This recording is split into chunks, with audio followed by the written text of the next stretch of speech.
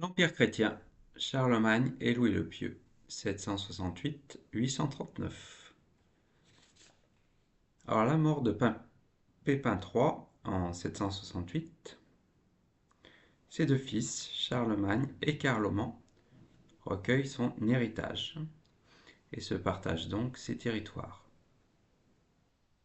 Mais ce qu'il faut voir dans un premier point, c'est que Carloman décède dès 777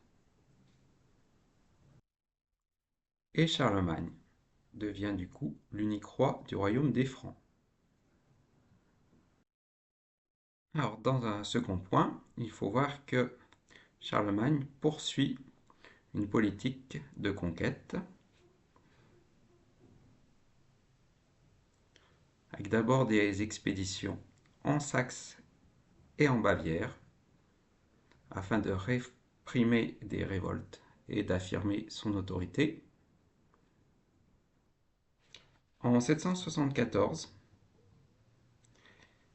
Charlemagne défend le pape Adrien contre les Lombards, qu'il vint à Pavie. Et du coup, il s'empare de l'Italie, sauf les territoires du pape. Et en 778, il envoie une expédition qui échoue à s'emparer de Saragosse.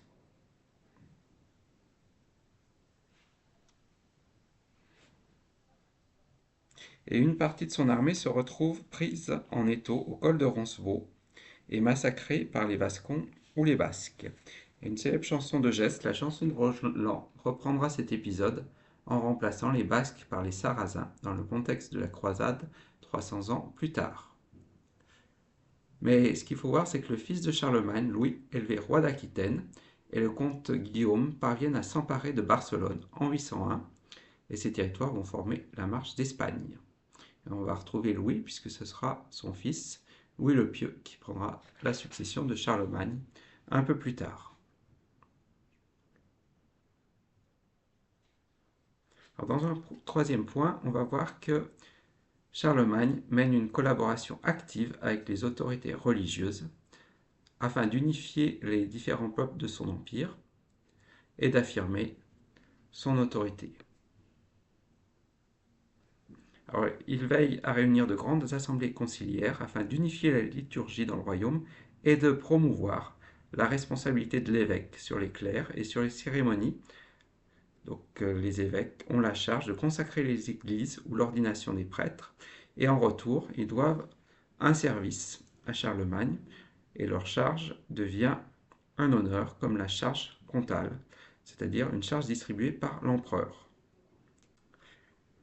Alors Charlemagne défend également le successeur du pape Adrien, Léon III, contre des factions hostiles à Rome, et en 800, l'Empire d'Orient n'a plus d'empereur, puisque l'empereur de Constantinople est détrôné par sa mère Irène, et Léon III profite de cette opportunité pour couronner Charlemagne, empereur d'Occident, ce qui lui donne un grand prestige en le présentant comme le successeur des empereurs romains, mais aussi la responsabilité de défendre la foi.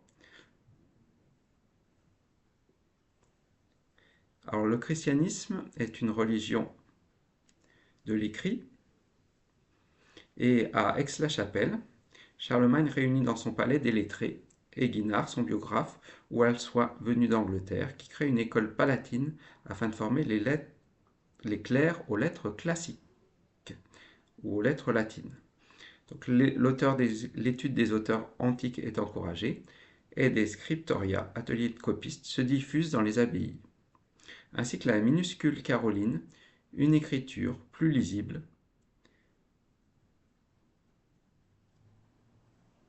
et plus simple. Dans un quatrième point, nous allons voir que Charlemagne veille à développer son administration en créant sa capitale à Aix-la-Chapelle,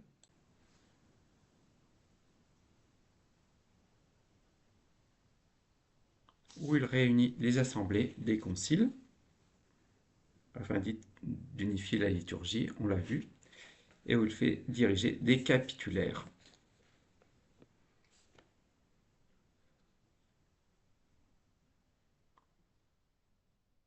Pour affirmer son pouvoir. Alors il tente aussi de disposer de relais dans ces différentes provinces par l'intermédiaire de la fidélité de puissants, des comtes, des ducs, des marquis, qui exercent le pouvoir local avec leur clan et qui sont assez peu nombreux, hein, ils correspondent à une quarantaine de familles autour de l'empereur, et en instituant aussi les vici dominici, en général un comte et un évêque, qui doivent s'assurer du travail de ces grands et de leur fidélité à l'empereur. Alors Charlemagne veille à sa succession et il ne marie pas ses filles, probablement afin d'éviter d'éventuels conflits avec des gendres, et en 806 il présente un projet de partage de l'empire entre ses trois fils.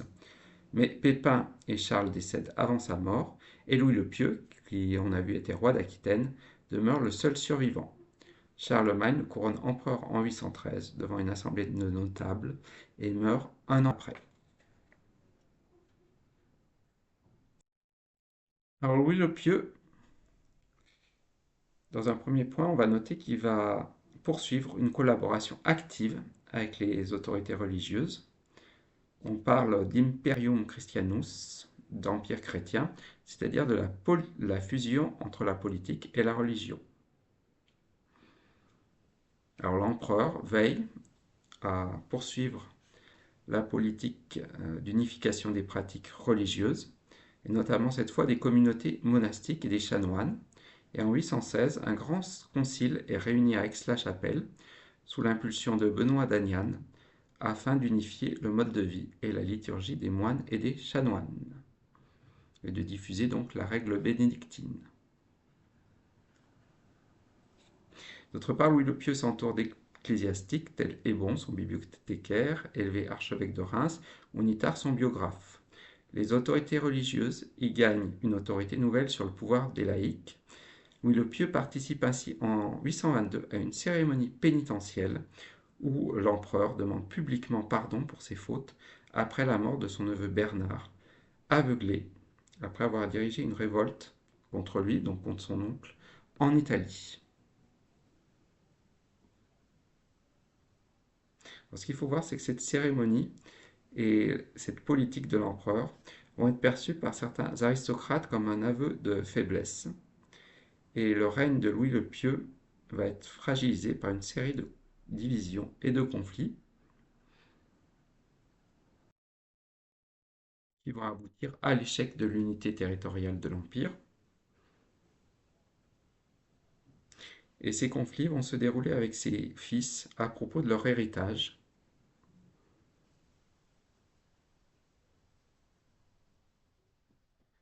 Surtout après la naissance de son quatrième fils, Charles, avec sa deuxième femme, qui complique le partage qu'il avait auparavant prévu entre Lothaire, Pépin et Louis, donc ses fils aînés. En 833, Lothaire et Pépin demandent l'intervention du pape Grégoire VI qui se pose en médiateur. Mais à Colmar, Louis le Pieux voit son camp déserté par ses fidèles et il est conduit au monastère Saint-Médard de Soissons. Lothaire, son fils aîné, organise son procès avec l'aide des bons de Reims. Et l'empereur est déposé par Lothaire et une assemblée d'évêques.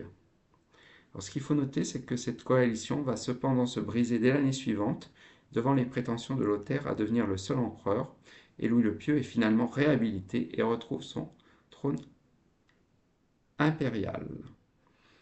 Alors, en 839, après plusieurs pérégrinations, un ultime partage à l'assemblée de Worms, juste un an avant la mort de Louis le Pieux, donne l'Orient à Lothaire,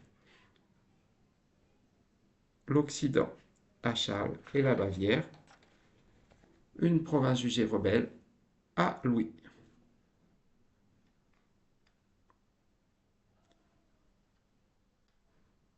Alors, ce qu'il faut voir également, c'est que le règne de Louis le Pieux est marqué par des raids extérieurs, puisque les Vikings profitent de toutes ces divisions et de la désorganisation des armées franches pour étendre leurs raids sur les côtes de l'Empire et de grandes places sont pillées et détruites.